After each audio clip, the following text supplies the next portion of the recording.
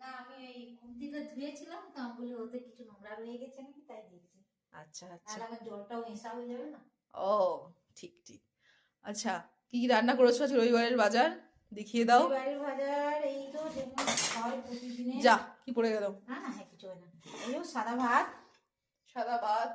আজকে সব গরম গরম ভাতটা আমার ধুয়ে। হ্যাঁ, আর এই যে ঢেঁড়সের ঝাল।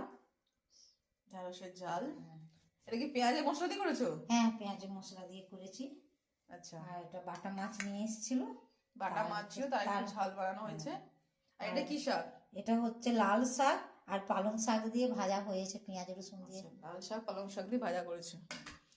আচ্ছা, এখানে আর অবভিয়াস এটা রবিবার হচ্ছে স্পেশাল চিকেন কষা। চিকেন কষা। চিকেন কষা আজকে রবিবার স্পেশাল।